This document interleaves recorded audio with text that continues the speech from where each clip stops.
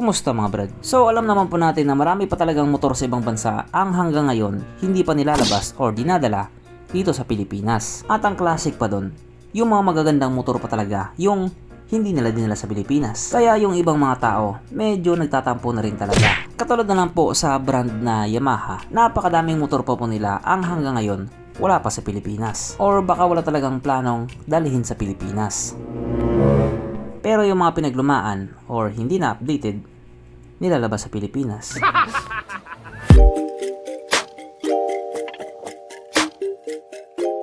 Pero syempre bago tayo magpatuloy, kung bago ka pa lamang napadpad dito sa aking walang kwentang channel, huwag ka na subscribe.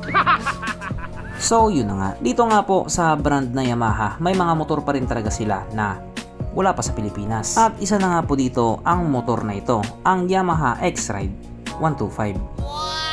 Siguro nga yung ibang tao, kilala na rin ang motor na ito. Marami din po kasi sa ating mga kababayan ang naghihintay din talaga sa motor na ito. Naghihintay lang naman, hindi naman sila bibili.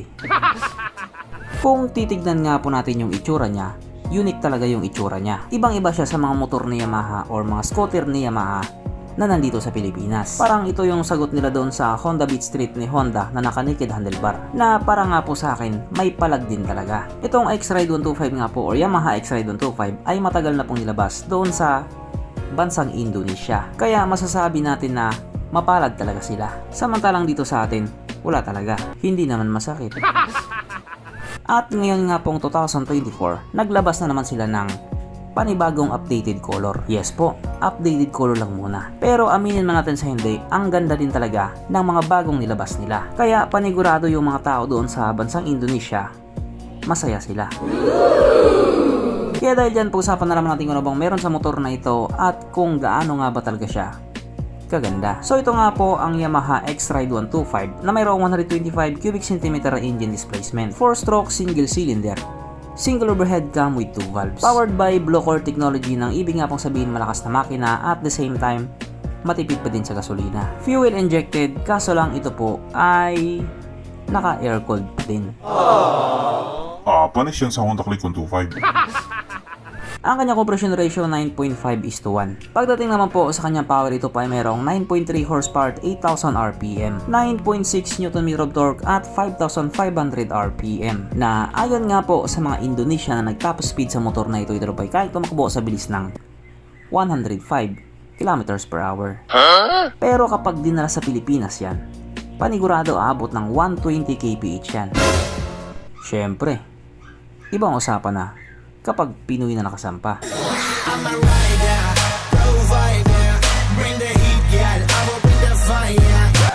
Ang kanyang tangke ay kaya magkarga ng 4.2 liters fuel tank capacity na kumukonsumo naman na po ng 60 kilometers per liter. So para nga po sa isang 125cc na scooter, napakatipid na po nun, ang sarap pakinggan. Pero syempre magdedepende pa rin yun kung paano ka mag-drive ng motor. Kasi kung balasubas ka naman sa throttle, mag-iiba din talaga ang fuel consumption yan. Mas maganda matulog ka na lang. Ang sukat ng kanyang gulong 80/80/14 sa harap at 100/70/40 naman sa likuran. Syempre parehas po itong naka-tubeless. Pagdating naman po sa kanyang braking system, ito po ay naka-disc brake sa harap at drum brake pa din po sa likuran. Wala din pong special sa mga preno niya kasi hindi po siya naka-ABS. Pero okay lang naman yun. Safe na safe ka pa din doon. Kasi karamihan naman sa mga motor ngayon, ganon pa din. Naka-disc at naka-drum. Ang kanyang seat height ay mitaas sa 760mm at 135mm naman ang kanyang ground clearance. At ang motor nga po na ito ay may kabuuang bigat na 98 kg. Na para nga po sa isang 125cc na scooter, sakto lang yung bigat niya. Mapunta naman po tayo sa iba pa niyang mga features. So ang ilaw nga po sa motor na ito, naka-LED na po, maliban lang sa kanyang mga signal lights. At kung mapapansin nga po natin yung pinaka-headlight niya,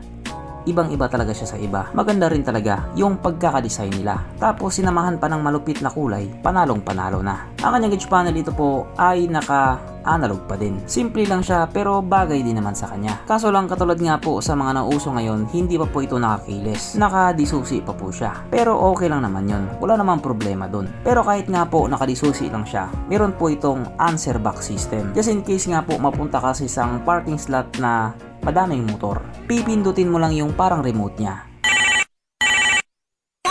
O diba? Tutunog na siya. At ang isa nga po sa nagpaangas talaga sa motor na ito ay yung kanyang naked handlebar na napakalinis nga pong tignan. At isa pa nga po sa kagandahan dito sa motor na ito, meron pa din po siyang kickstart. Kickstart ang palaging hinahanap ng mga taong walang pambili. Pero dito, may pambili ka man o wala, alam kong hinahanap mo rin to. Sapagkat nandito na nga po tayo sa exciting na part, ang kanyang mga suspension. So sa harapang bahagi nga po, ito ay ginamitan ng telescopic fork. At sa likuran naman, ito po ay gumagamit ng single shock absorber na may subtank, na ayon nga po sa mga taong nakagamit sa motor na ito, maganda ang bounce.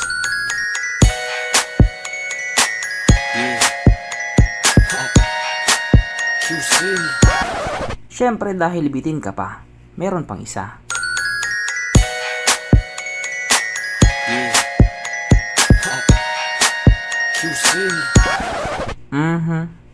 Panigurado.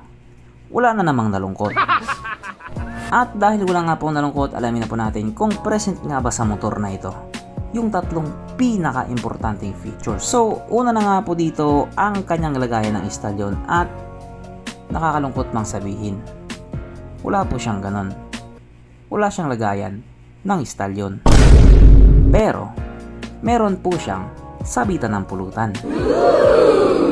At oras na nga po para sa ating Red Horse Check, ang pinaka-importanting feature sa isang motor. At ayon nga po sa aking masusing pag-aanalisa, ang motor na ito ay kayang magkarga ng 2 kahong Red Horse.